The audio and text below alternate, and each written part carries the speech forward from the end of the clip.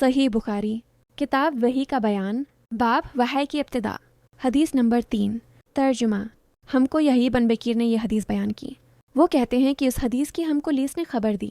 لیس عقیل سے روایت کرتے ہیں، عقیل ابن شہاب سے، وہ عروہ بن زبیر سے، وہ ام المؤمنین عائشہ رض سے نقل کرتے ہیں کہ انہوں نے بتلایا کہ نبی کریم پر وحی کا ابتدائی دور اچھے سچے پاکیزہ خوابوں سے شروع ہوا۔ آپ خواب میں جو کچھ دیکھتے وہ صبح کی روشنی کی طرح صحیح اور سچا ثابت ہوتا۔ پھر من جانب قدرت آپ تنہائی پسند ہو گئے اور آپ نے غار حرا میں خلوت نشینی اختیار فرمائی اور کئی دن اور رات وہاں مسلسل عبادت اور یاد الہی و ذکر و فکر میں مشغول رہتے، جب تک گھر آنے کو دل نہ چاہتا توشہ ہمراہ لیے ہوئے وہاں رہتے۔ توشہ ختم ہونے پر ہی اہلیہ محترمہ خدیجہ رض کے پاس تشریف لاتے اور کچھ توشہ ہمراہ لے کر پھر وہاں جا کر خلوت گزیں ہو جاتے۔ یہی طریقہ جاری رہا یہاں تک کہ آپ پر حق منکشف ہو گیا اور آپ غار حرا ہی میں قیام پذیر تھے کہ اچانک جبرائیل علیہ السلام آپ کے پاس حاضر ہوئے اور کہنے لگے کہ اے محمد پڑھو۔ آپ فرماتے ہیں کہ میں نے کہا کہ میں پڑھنا نہیں جانتا۔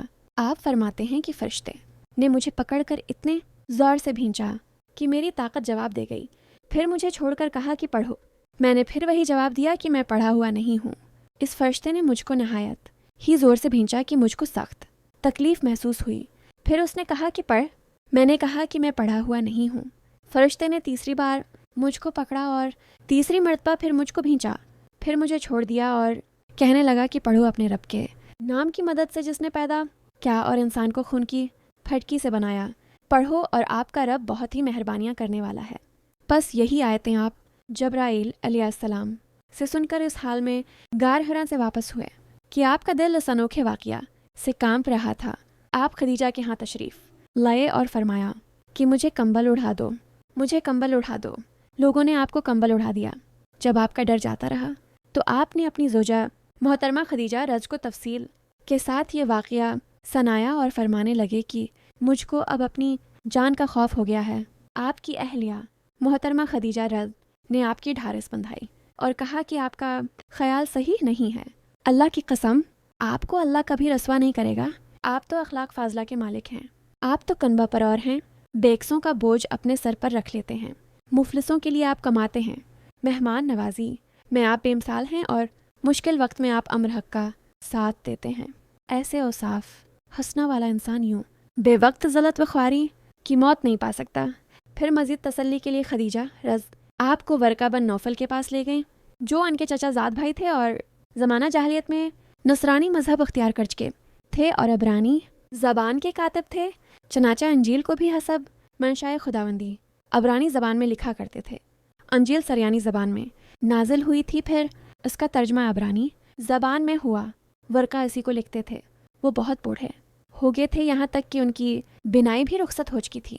خدیجہ رض نے ان کے سامنے آپ کے حالات بیان کیے اور کہا کہ اے چچا زاد بھائی، اپنے بھتیجے محمد کی زبانی ذرا ان کی کیفیت سن لیجئے۔ وہ بولے کہ بھتیجے، آپ نے جو کچھ دیکھا ہے اس کی تفصیل صحیح بخاری، کتاب وحی کا بیان، باب وحی کی ابتدا، حدیث نمبر 3۔ ترجمہ۔ ہم کو یحییٰ بن بکیر نے یہ حدیث بیان کی۔ وہ کہتے ہیں کہ اس حدیث کی ہم کو لیس نے خبر دی۔ لیس عقیل سے روایت کرتے ہیں، عقیل ابن شہاب سے، وہ عروہ بن زبیر سے، وہ ام المؤمنین عائشہ رض سے نقل کرتے ہیں کہ انہوں نے بتلایا کہ نبی کریم پر وحی کا ابتدائی دور اچھے سچے پاکیزہ خوابوں سے شروع ہوا۔ آپ خواب میں جو کچھ دیکھتے وہ صبح کی روشنی کی طرح صحیح اور سچا ثابت ہوتا۔ پھر من جانب قدرت آپ تنہائی پسند ہو گئے اور آپ نے غار حرا میں خلوت نشینی اختیار فرمائی اور کئی دن اور رات وہاں مسلسل عبادت اور یاد الہی و ذکر و فکر میں مشغول رہتے، جب تک گھر آنے کو دل نہ چاہتا توشہ ہمراہ لیے ہوئے وہاں رہتے۔ توشہ ختم ہونے پر ہی اہلیہ محترمہ خدیجہ رض کے پاس تشریف لاتے اور کچھ توشہ ہمراہ لے کر پھر وہاں جا کر خلوت گزیں ہو جاتے۔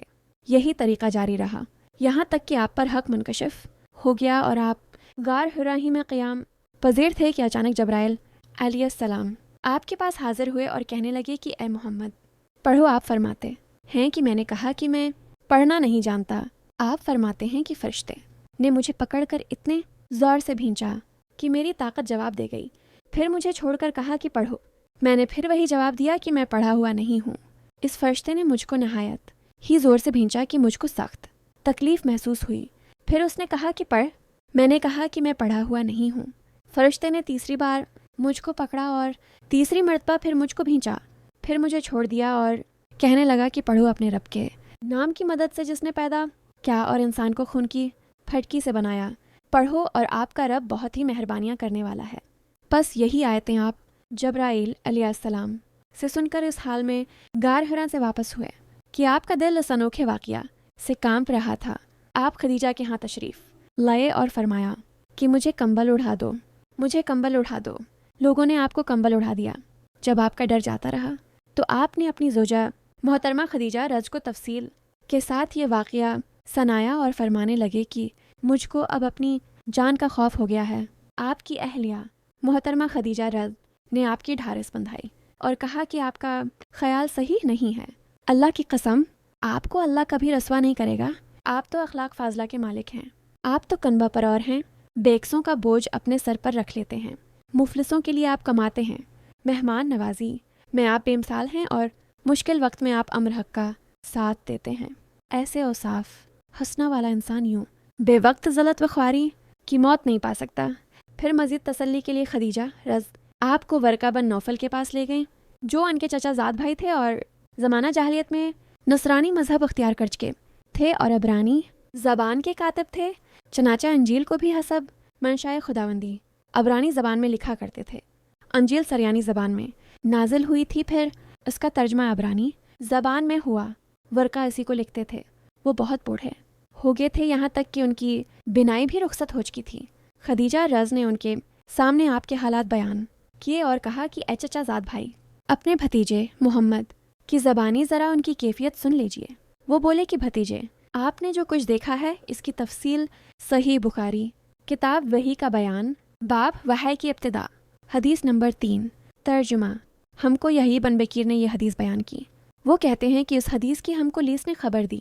لیس عقیل سے روایت کرتے ہیں، عقیل ابن شہاب سے، وہ عروہ بن زبیر سے، وہ ام المؤمنین عائشہ رض سے نقل کرتے ہیں کہ انہوں نے بتلایا کہ نبی کریم پر وحی کا ابتدائی دور اچھے سچے پاکیزہ خوابوں سے شروع ہوا۔ آپ خواب میں جو کچھ دیکھتے وہ صبح کی روشنی کی طرح صحیح اور سچا ثابت ہوتا۔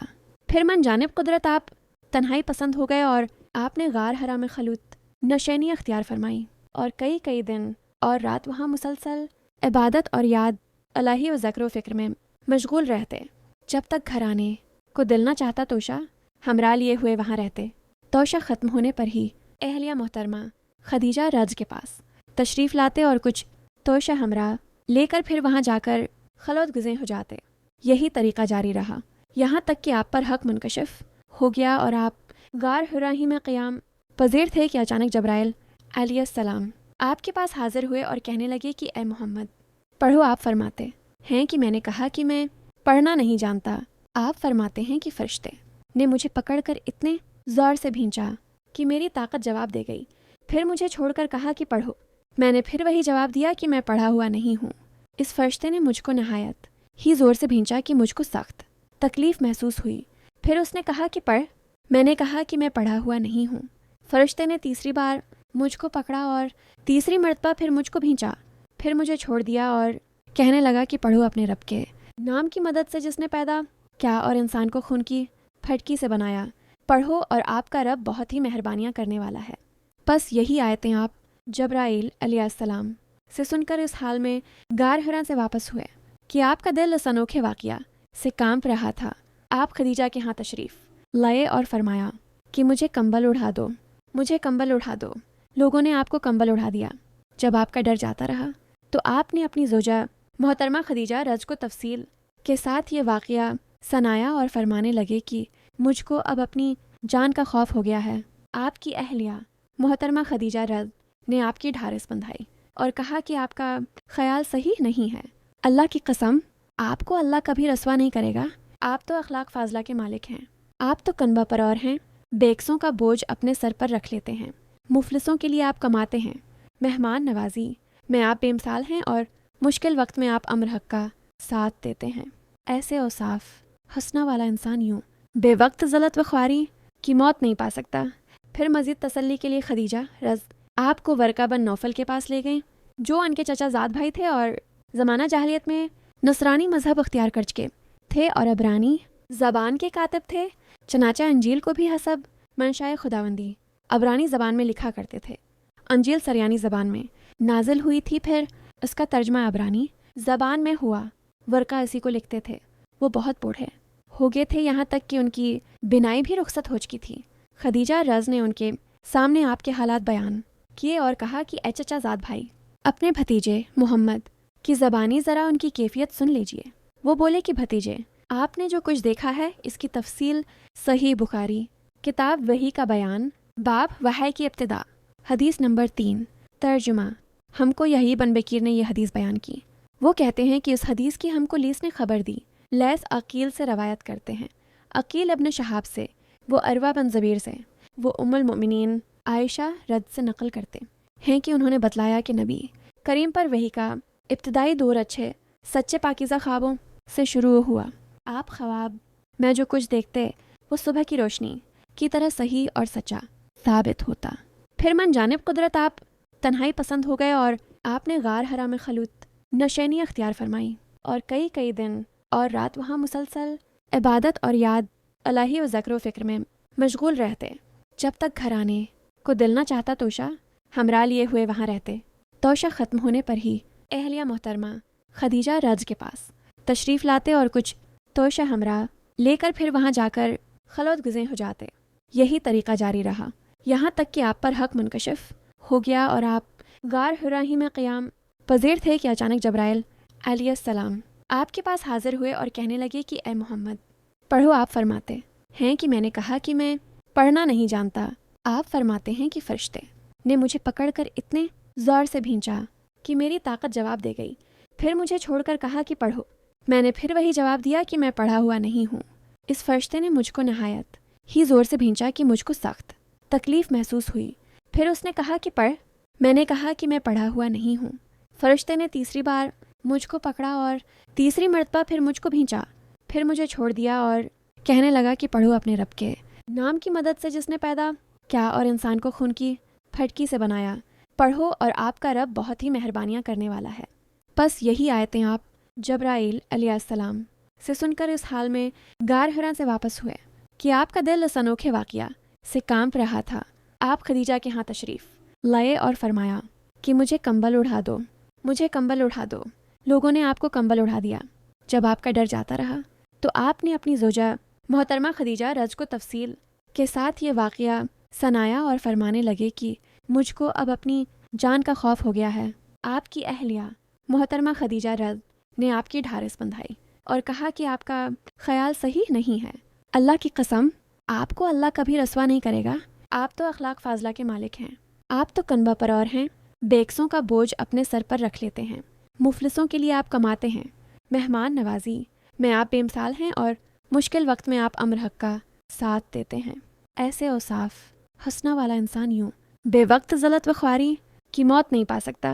پھر مزید تسلی کے لیے خدیجہ رض آپ کو ورقہ بن نوفل کے پاس لے گئیں، جو ان کے چچا زاد بھائی تھے اور زمانہ جاہلیت میں نصرانی مذہب اختیار کر چکے تھے اور عبرانی زبان کے کاتب تھے، چنانچہ انجیل کو بھی حسب منشائے خداوندی عبرانی زبان میں لکھا کرتے تھے۔ انجیل سریانی زبان میں نازل ہوئی تھی، پھر اس کا ترجمہ عبرانی زبان میں ہوا، ورقہ اسی کو لکھتے تھے۔ وہ بہت بوڑھے ہو گئے تھے، یہاں تک کہ ان کی بینائی بھی رخصت ہو چکی تھی۔ خدیجہ رض نے ان کے سامنے آپ کے حالات بیان کیے اور کہا کہ اے چچا زاد بھائی، اپنے بھتیجے محمد کی زبانی ذرا ان کی کیفیت سن لیجئے۔ وہ بولے کہ بھتیجے، آپ نے جو کچھ دیکھا ہے اس کی تفصیل